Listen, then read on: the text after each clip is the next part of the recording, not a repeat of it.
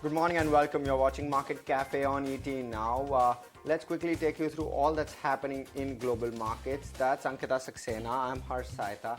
We're going to take you through the next hour or so, take you through all that's happening on the global as well as domestic business news front, as well as what's happening in company specific news. Thick of earnings, so tons to discuss. Let's quickly get right into it. Ankita, what's happening on the global markets front? There's some amount of positivity, right? That's coming correct, through. Harsh. Second day, a consecutive day of positive results in the US markets. Now, if you look at the US markets, I think they're pretty optimistic about the fact that they might reach some negotiation, some conclusion on the debt ceiling issue that's been going on. And on the back of that, the markets rallied yesterday as well. The S&P 500 and NASDAQ composite jumped to notch their highest closing levels since August 2022. The Dow Jones Industrial Average finished 115 points up. The NASDAQ gained 1.5% in the trading session. The day marked a second consecutive positive session for all the major averages. Now, Thursday's advance boosted the weekly gains for all the indices. Now, the NASDAQ composite has led the charge up, on pace to end the week 3.3% higher. The S&P 500 and Dow are poised to end the week up 1.8% and 0.7% respectively. The giant retailer Walmart helped the market, adding 1.3% on the back of its strong financial report. So a good, strong, positive handover coming in from the US markets. And let's look at the European markets as well. European stocks also closed up higher. The Pan-European Stock 600 index closed 0.4% higher. DAX ended the session 1.3% higher, and CSE was up more than 0.5% in trade. And FTSE managed to gain 0.25% despite the shares of British telecoms giant BT falling as much as 5%. And British luxury retailer Burberry also shed 5% after it beat the sales estimates but reported weak demand in the US and other younger markets. So that's the net handover that's coming in, Harsh. Overall, a positive handover. Right. Thanks for that, Ankita. And, mind you, crude isn't behaving much differently. But crude is also a bit shaken because the dollar has advanced on the back of, the good confidence that's coming through in the US. So what's happening is the dollar has, gone up by around 1% over yesterday, and which is what is really weighing on crude at the moment. Mind you, crude works inversely against the dollar. That is, as the dollar goes up, crude tends to fall, and that's exactly what's happened. We're seeing WTI below that $72 a barrel mark, and we're seeing Brent below $76. It was $1 more in trade before the start of trade, same time yesterday. So we're seeing that inverse relationship really play out. Also, the other piece that I thought we should bring out is the fact that there's a 20% chance now that the Fed will hike rates actually going into that June meeting, and that's the other thing that's weighing on crude as well. When we're looking at data from a month ago, there was a 20% probability of a rate cut that was being reflected. Currently, a 20% rate hike, or rather a 20% of a rate hike, really, and that may also start to come into focus come the end of May as well. So, Ankita, a few factors really playing out all together. That's right, Harsh, and we will also look at the other factors that are playing out in the US markets now. Now, the number of Americans who are filing for unemployment insurance dropped by more than projected last week, with filings decreasing sharply, suggesting the labor market still remains very tight. Initial jobless claims for the week dipped to 242,000, below economist estimates of 254,000, a drop of 22,000. All eyes will be on the US labor market for signs of stress from the Federal Reserve's fastest interest rate hiking campaign since the 1980s. Right, and staying with the macros, Dallas Federal Reserve President Lori Logan has said that economic data so far points and justifies skipping a rate increase at the central bank's June meeting. While noting some progress in bringing down inflation and cooling the labor market, Logan said the Fed still has work to do in achieving its goal for price stability. And US Treasury Secretary Janet Yellen reaffirms strength and soundness of US banking system in a meeting with bank CEOs. During the meeting, the more than 24 CEOs and executives convened by the Bank Policy Institute, Yellen also discussed the urgent need for Congress to address the debt limit. Right, and switching from macros, in a key event to track today, all eyes will be on the G7 summit, all set to begin in Japan's Hiroshima today. The group of 7 nations will increase pressure on Russia with additional sanctions as well as restrictions on goods as it uses on the battlefield. On day 1 of the summit in Hiroshima, the leaders will reaffirm their commitment to support Ukraine in a standalone statement on the war and their efforts to help the country fight for its freedom. And shifting focus to more company-specific updates, Disney has gone ahead and scrapped the $867 million Florida plan. They said plan was supposed to facilitate a new employee campus and generate as many as 2,000 jobs. Right. Social media giant Twitter has gone ahead and alleged that Microsoft violated an agreement over using company data. Twitter owner Elon Musk's lawyer leveled accusations of unauthorized usage of Twitter's data, including sharing data with government agencies without permission in some cases. Alright, then with that, it's time for us to slip into a short break. But after the break, we go domestic. Welcome back. You're watching Market Cafe with me, Ankita Saxena, and with me is Harsh Saita. And as promised, we now take you through all the news that's making headlines on the domestic front. 197 Communications Limited, that owns Paytm, India's leading payments and financial services company and the pioneer of QR and mobile payments, today announced that it has partnered with India's largest pure-play credit card issuer, SBI Card, to launch Paytm SBI Card on the RuPay network. And the Paytm and SBI Card partnership, which began in 2020, is now expanding with the addition of National Payments Corporation of India's RuPay, as all 3 homegrown brands join forces to further drive the growth of inclusive, digital-first financial services in India. Next generation co-branded card redefines the credit and experience by offering exceptional rewards and benefits for its users. Maturely understood how it works, so that is why you're seeing ubiquity of acceptance and issuance. In other words, consumers using mobile payments, and adding credit is a logical next step. We've seen it with the fine little bit of private launch or private beta that we've seen. Customers who use credit card on UPI or on using the phone actually use it more often than they used to use it earlier.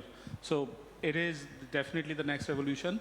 The critical part here will be to see how many credit cards get linked and how many credit cards with RuPay are issued, which I can see that the partnership with SBI is about ubiquity, the national scale, and partnership with RuPay is that it goes that next extra mile. Consumers and merchants are loving it the way it is.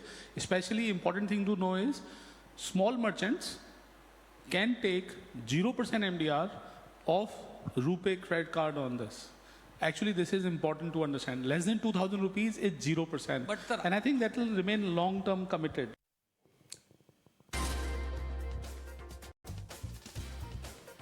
Welcome back. Let's quickly take a look at what Asian markets are up to in early trade today. We're seeing largely the outside of China basket looking green at the moment. In fact, Nikkei is up around 0.4% in early trade. And the G7 probably also contributing to some amount of that positivity. We are seeing the Kospi also up around 0.3%. And we are seeing gains on the ASX 200 as well. But before that, the Chinese indices, the Hang Seng is looking slightly lower, down over 1.5% in early trade. And the Shanghai too is down over 0.5%, rather 0.4% lower in early trade, the Shanghai as well. The Kospi, as we did mention, is higher by around 0.5% or so. So gains on indices outside of China. The SGX Nifty absolutely flat as you like, but with a positive bias, slight positive bias is how we'd put it. But let's quickly go on, Ankita, to the next one. Right, Harsh. Moving on, after July 2023, your foreign expenses will become costlier. The central government, in consultation with the Reserve Bank of India, has amended a rule that will attract 20% tax collection at source on credit card usage outside of India. Bhavya is here with more details on this. Foreign travel to get expensive from July 1. Tax collected at source to jump from 5% to a whopping 20%. Due to the extended hiatus caused by COVID-19 and the desire to escape the scorching weather, travel bookings have surged by 30% to 40% this season. However, the surge can also be attributed to the impending increase in foreign travel expenses, which is set to take effect from July 1, 2023. As per the announcement made in budget of 2023, the tax collected at source TS rate on foreign remittances, including bookings for tour packages, will rise sharply from 5 to 20% of the total transaction amount from July 1, 2023. This means that if the air travel costs rupees 50,000, the corresponding TCS amount would be rupees 10,000, which is equivalent to the 20% of the entire air travel cost. Not only foreign tour packages, but 20% TCS rule also applies on credit cards on international transactions, which means even direct booking would come under the ambit of 20% TCS rule as per the Finance Ministry circular issued on May 16th. According to a PTI report, the ministry on May 16th notified Foreign Exchange Management Rules 2023 to include international credit card payments in the Liberalized Remittance Scheme, which is LRS. However, if you are a taxpayer, you don't need to worry because you can claim credit for TCS payment in your income tax and adjust it against your advance tax. Right. So mind out, or rather, keep a track of those changes in rules for all foreign travelers. But quickly moving on, Indian Railways will soon come up with tenders for a third version of the Vande Bharat train sets. ET now has learned from sources that the tender for 200 Vande Bharat coaches with sleeper facilities will be open for the private sector. Sameer Dikshit has more details on this one. Sameer. The big development about Indian Railways and for Vande Bharat train, sources have indicated that Railway Ministry is likely to float a mega tender of 200 Vande Bharat train. Now these are going to be the third version of Vande Bharat train, and these 200 Vande Bharat trains are going to be sleeper based Vande Bharat train. So a mega tender is there in pipeline. The formalities are done. The modalities have been chalked in the sense that these 200 sleeper based Vande Bharat train will be equipped with much more passenger-centric features. Moreover, the quantity of this tender could be somewhere around rupees 25,000 crore, and this means that there is going to be a lot of opportunities for private players, names like Siemens, Alstom and several others. They have the opportunity to partner in with the railways, and then they can manufacture these Vande Bharat train. Sources have also indicated that these Vande Bharat trains are going to be manufactured in ICF, Integral Coach Factory, Chennai. So a third version of a Vande Bharat train, it is there on card, and the tender is likely to be floated very soon. Now with these Vande Bharat train, whether it be the existing chair car based or the upcoming sleeper based Vande Bharat train, Railway Ministry is eyeing to replace it with the Shatabdi and the Rajdhani train. And the sleeper based Vande Bharat train will run on tracks on route where the travel distance is beyond 500 kilometers or the travel time is beyond 8 hours. So in the direction of Mission Railways transformation, more and more Vande Bharat trains are likely to run on tracks. And well, shifting focus to the auto sector, recently off-road SUV battle looks to intensify as Mahindra Thar gets Jimny as a competitor. Now, but what are the questions that arise for those who's better than whom? And of course, all the car lovers will want to know, which car is better, because I know a lot of Thar lovers. I have my colleague Shrishti who's here with all the perspective on which car is better. Over to you, Shrishti. So the battle in the off-road SUV seemed to be intensifying because till date this niche category had the dominance of Mahindra Thar, but now make way for Maruti Suzuki Jimny, which is launching this particular weekend. Onto your screens you will see the specs for Mahindra Thar as well as Jimny, but wherein Jimny can take the lead, especially when it comes to the price differential, because Mahindra Thar comes in a price range between 10.5 to 16 lakhs of per vehicle, wherein Jimny is expected to have a price range between 10 12.5 lakhs, so way cheaper. Other than that, if we look at some of the differential that is between Thar as well as Jimny, so Thar, if we talk about, then this is definitely wider and taller than Jimny. Other than that, it has a more ground clearance, which is much required when we talk about the off-roading experience, and 60 to 70% of the Thar is sold to the diesel variant, wherein Maruti is absolutely not there right now. When it comes to the Jimny, not just is the pricing that will take the leap ahead, they are offering an all-wheel drive versus a two-wheel drive of Mahindra Thar, which is seen to be at the similar price. Other than that, this comes in a 5-door variant, because till date a lot of these Thar buyers are waiting for that. And do remember that Maruti has already tasted that off-road SUV success in the past with the popular Gypsy. You can't forget that product. So that is another thing.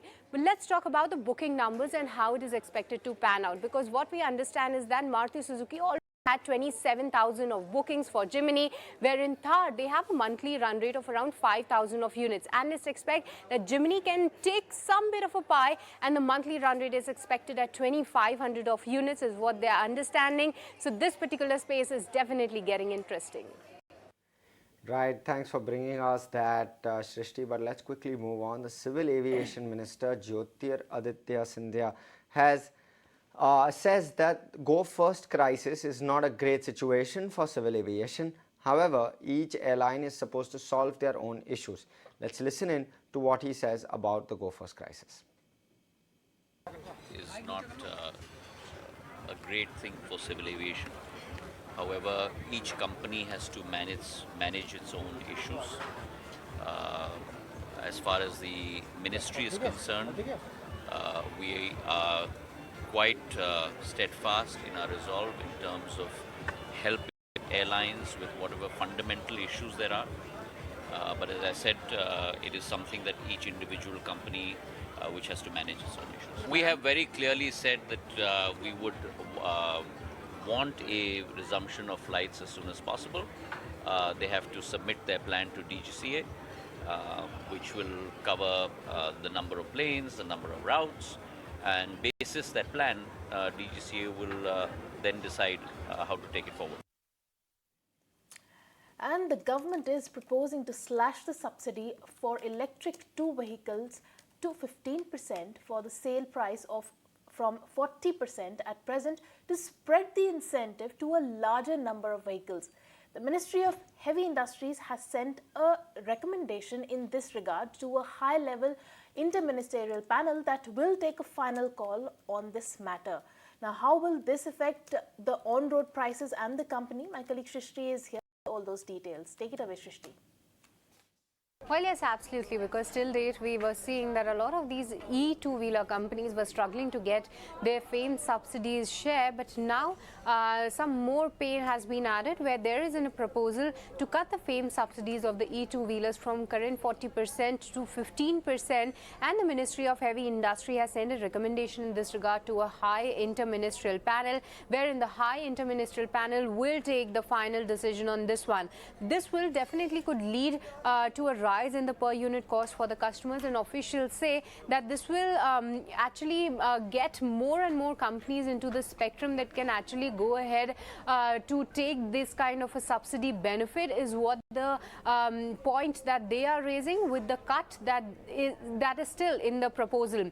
Now let's talk about the FAME 2 allocation of the two-wheeler that is expected to be topped up. On the other hand, a bit of a positive news coming in by 1,000 crores, and the will be cut from the three-wheeler FAME subsidy basket, and then it will be added into the two-wheeler basket. Other than that, around 5.63 lakhs of each two-wheelers have already benefited from FAME so far, and the target is to take it to 10 lakhs by the end of FY24. And we also spoke with the management of Hero Electric, where they see that this is a surprise move coming in from the government. This could definitely hamper the demand, because till date, the kind of a push that all these e-two-wheelers were getting was on the back of the subsidy benefit that they were getting. And going ahead, if they take it cost higher to 1.4 to 1.6 lakh, then the two-wheeler market is very price sensitive, and this could impact the demand of all these two-wheelers. So that's what all the news is about. Back to you. Right, we've been talking about future retail though for a couple of days.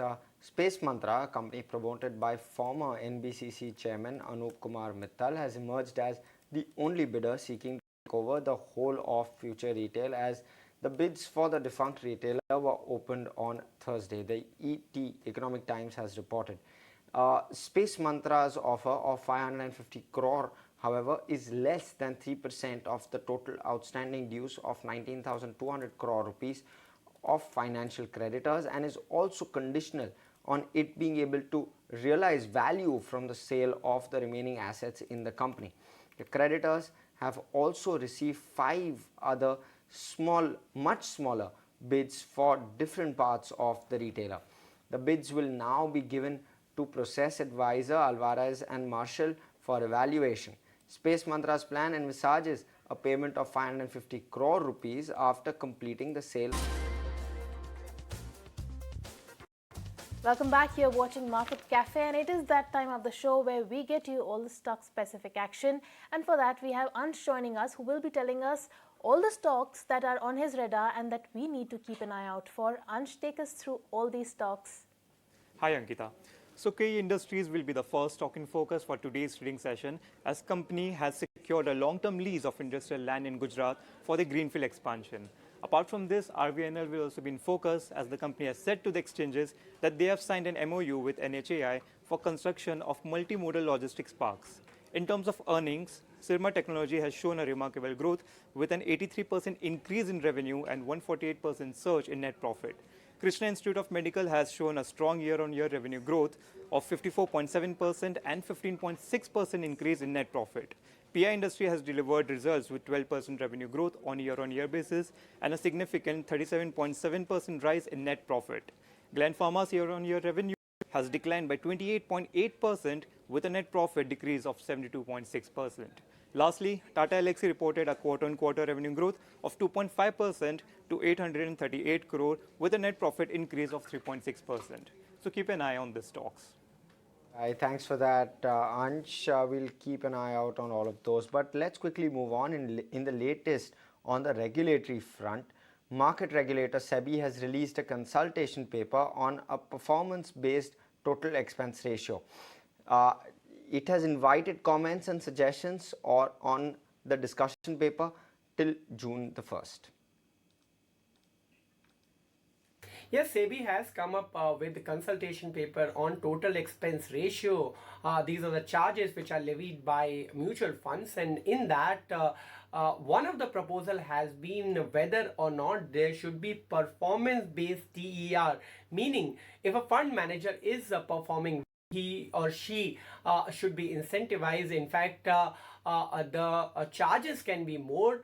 Similarly, the SEBI has also given examples where the schemes have not performed well. So why an investor should pay a similar charges, similar TER for the schemes where the performance is not at par. So this consultation paper has been floated by SEBI for now.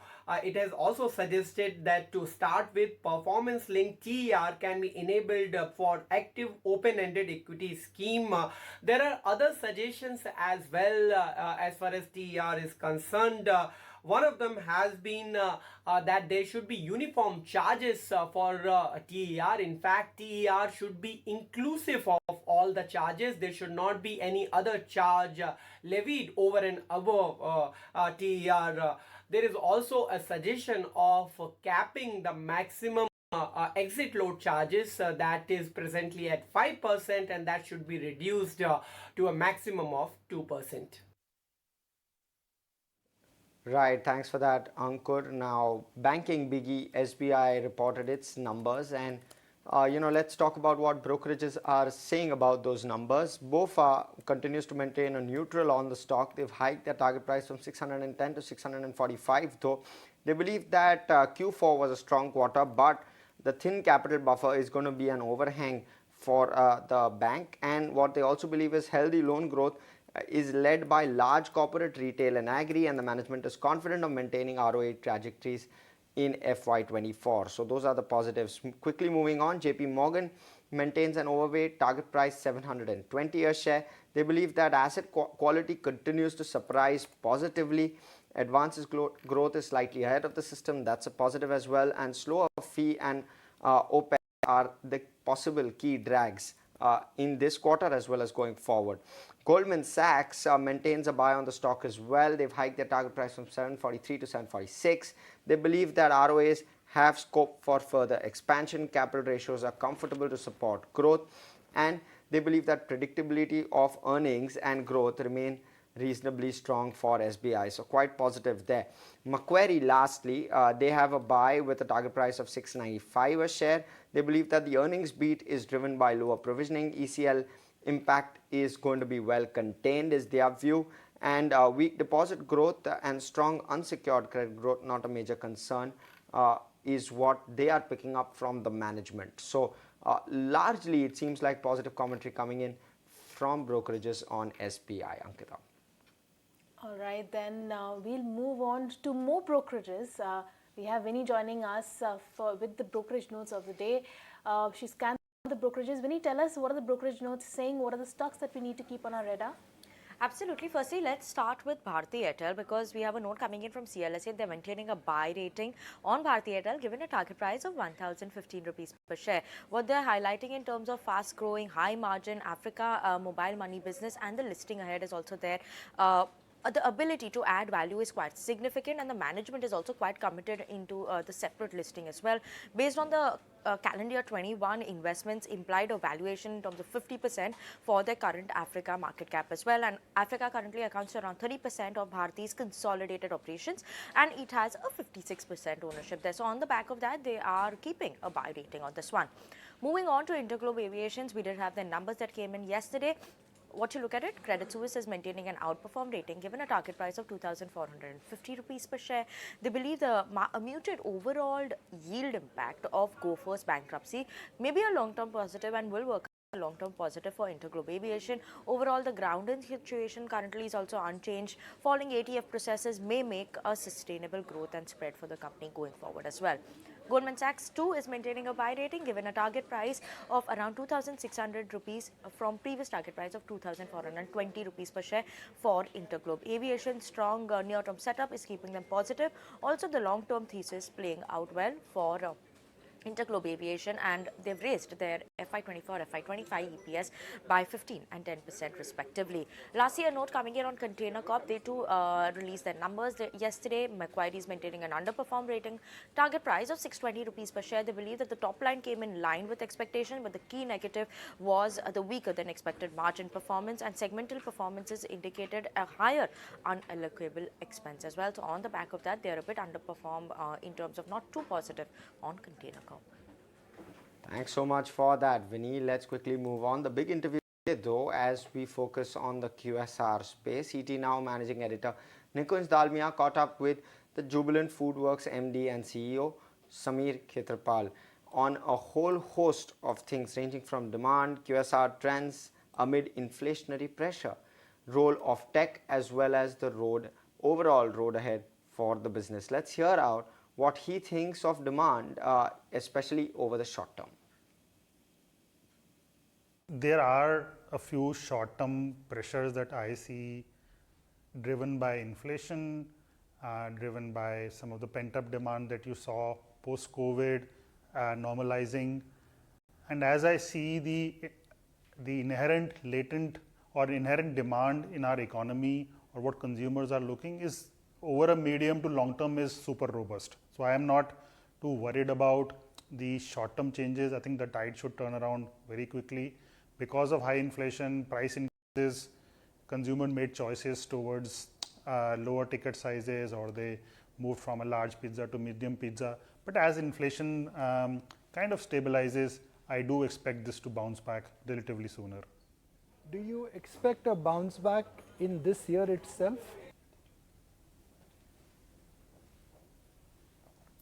Yes, I think the later half of this year should see, because the base effects of higher inflation will be normalized, and therefore it should lead to more discretionary spending. I'm talking about the macroeconomic in general, but Nikunj, I do want to point to the fact that while yes, you do see short-term mix changes and consumers downgrading, the whole market is like the $50 billion, right? One eating out market is $50 billion, and pizza as a category is about $1 billion.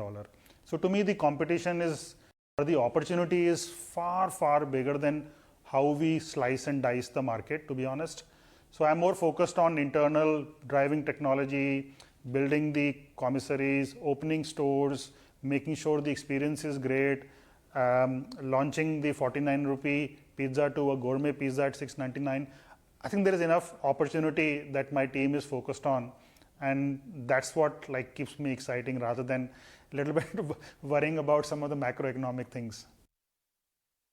If I look at the same store sales for Jubilant Foodworks and for Pizza Hut, there seems to be a decline in the pizza demand and there seems to be an uptick in burger demand. What is your view on the pizza category growth per se? Because that is the big question which perhaps we need to understand and address. Sure.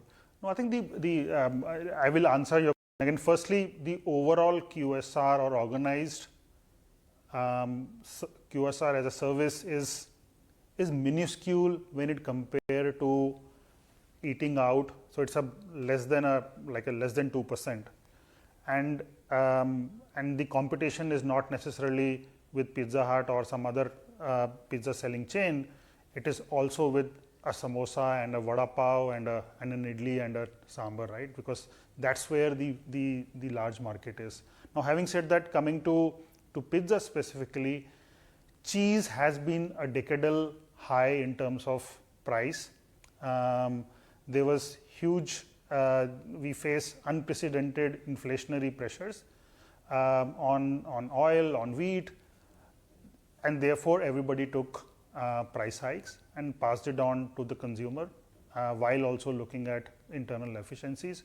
So I see this category continue to grow at anywhere from 13 to 15%, maybe higher, once some of the bases normalize. And it is more to do with the price hikes the industry has taken because of unprecedented decadal high prices that we saw. So it should get normalized very quickly, in my opinion, and pizza will continue to grow healthy double digits.